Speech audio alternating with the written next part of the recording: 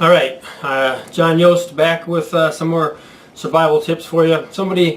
One of the subscribers emailed me and asked me whether or not I could do a video doing Sotol on Sotol. Sotol fireboard and Sotol hand drill.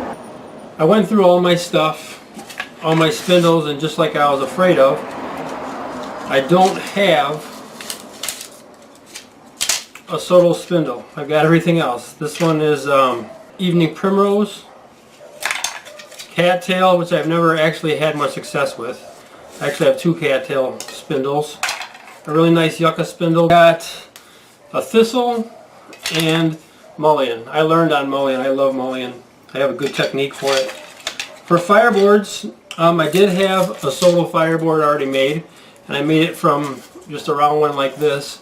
So if I come in, you can see it's not rocket science what I've done here. I've just taken the one and split it down until it has this nice shape.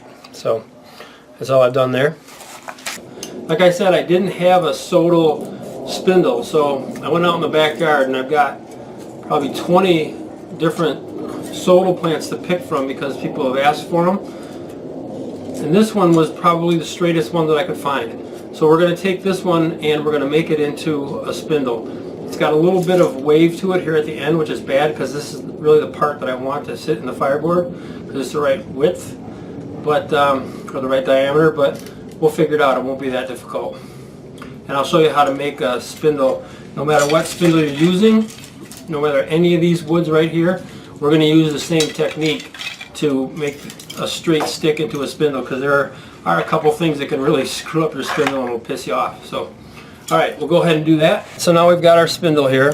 This is our Sotol spindle, and you can see there's a wave in it, like right in here somewhere. Right there's a little bit of a wave in that. I don't like that, but there's nothing we can do about it. It was the best one I could find.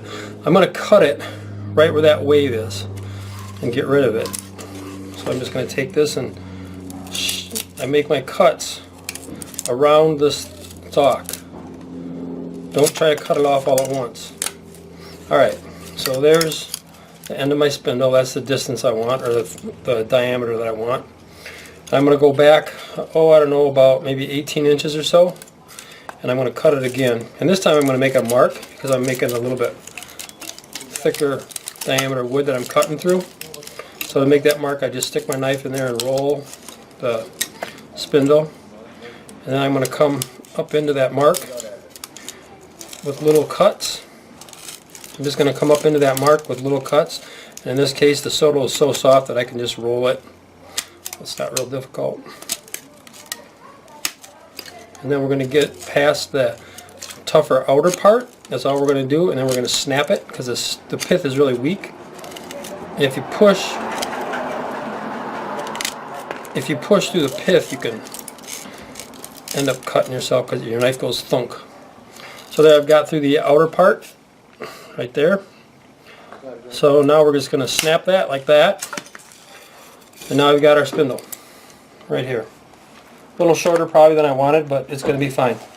Alright, one of the most important things about doing this, drop the camera a little bit, is that when you take off all these little knobbies, and you got to take off all these little knobs here. If you don't take these off, they're going to cut your hand to shreds.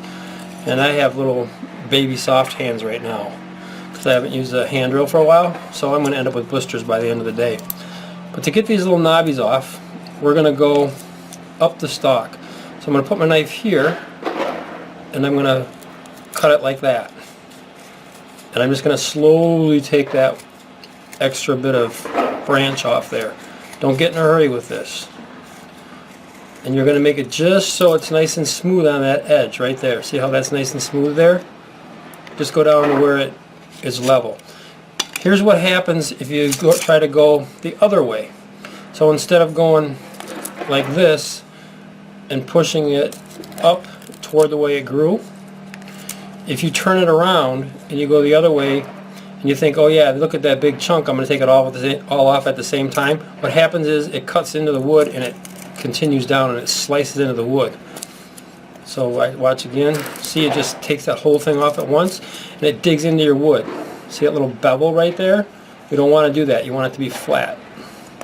So when we make our actual spindle, we're going to take the whole thing and we're going to hold the knife like that, and I just use this thumb and gently push up with that thumb. Just like that. And I take off all those knobbies until it's perfectly smooth.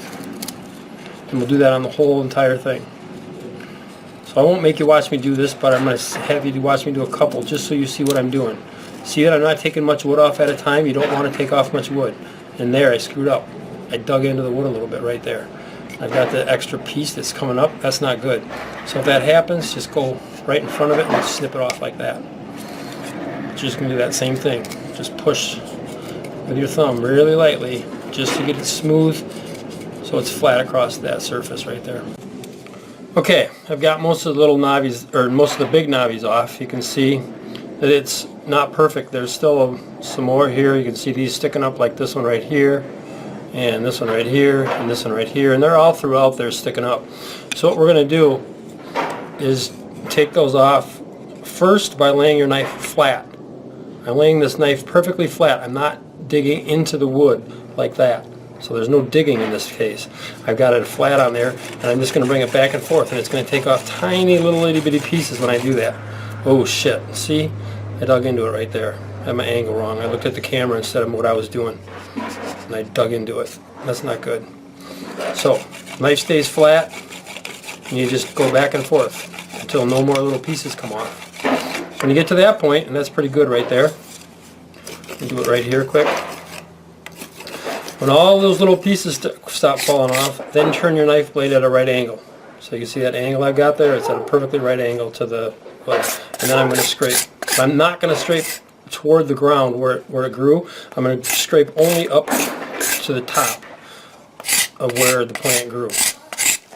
And I'm just going to smooth this out. So we're just going to keep scraping off all that extra stuff on there. Now we'll do the other side. And same thing, we're only going to go one direction. I'm going up where it grew to start with until I get most of the stuff off there and it feels pretty smooth. Once it feels fairly smooth, then I can go in both directions like this. Alright, that looks pretty good. That's fairly smooth. It's not perfect, but we'll just give it a try and see what happens. What I've done is I've just put a little divot in there, and I don't know if you can tell or not, but I also flattened this a little bit right here. So it was kind of round, and I just flattened it a little bit. I like it to be straight when I put my notch in there. So we'll go ahead, see if we can get any smoke with this, and hopefully get the hole started.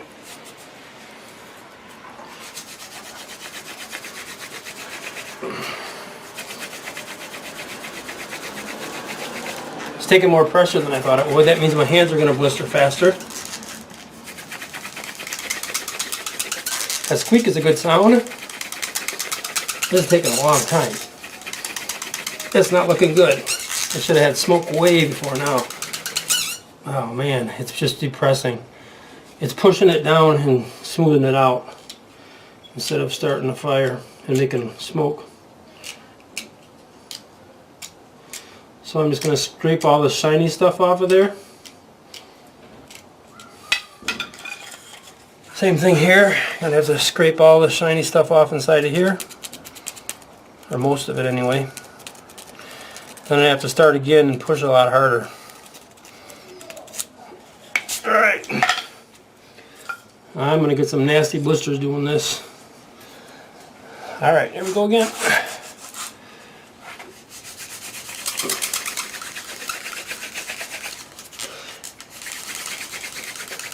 There's some smoke.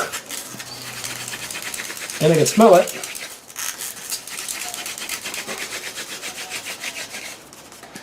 I should have made the spindle longer.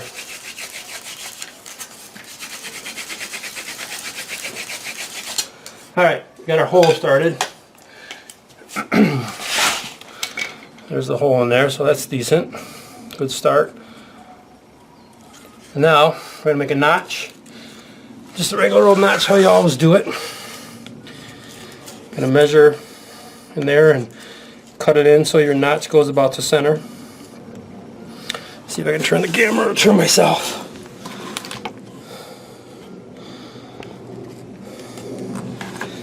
There we go. So we're going to put the notch in here, and I just wiggle it in, and I mark it on both sides about where I want it. I'm going to go ahead and make that notch. I won't make you watch me make the notch. Look at this. I don't know if you can tell or not, but that hole goes almost the entire way through the fireboard. So there's no wood left in there for me to make another go at it. I'll show you. I'll just break it. There. See how deep that went in there? So we only have that little bit right there to try to make the fire with. And that's definitely not enough. So you got to figure out something else.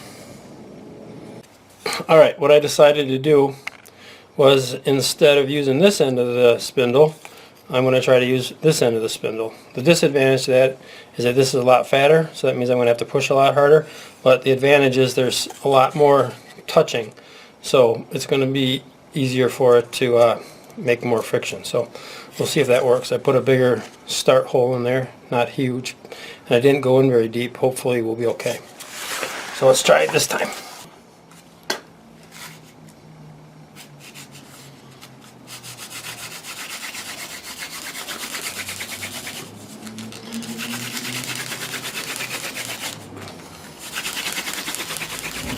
I think this wood is a little damp.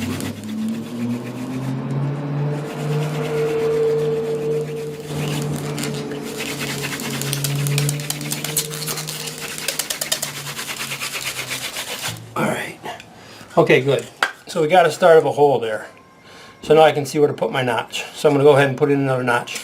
Alright, ready to try again here. Got this end of this, and I got a notch in there now. So we should be set. Hopefully. So put a little piece underneath there to catch it if we get an ember.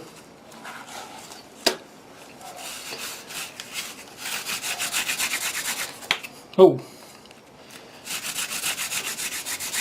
So all the downward pressure that I put on this when I do a bow drill, I put with my weight coming down on the board. I don't push with my hands. And this wood's a little damp, so I'm going to go fast just to dry it out, and then I'm going to push hard.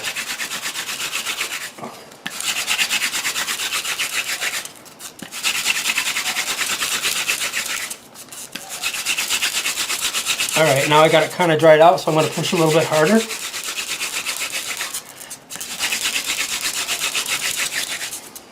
I wish I would have made a longer spindle. This is too damn short.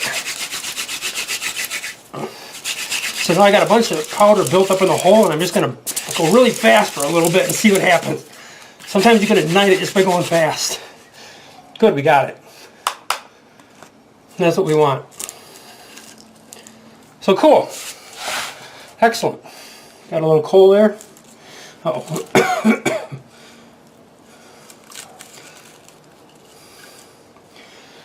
There. Alright, cool. There it is. Probably went almost all the way through the board. Yeah, we did. Look at that. Almost all the way through there.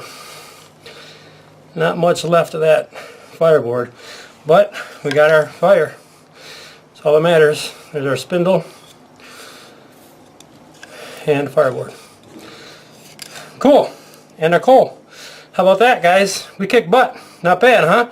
For a couple amateurs, we're doing all right, my friend. All right, talk to you later.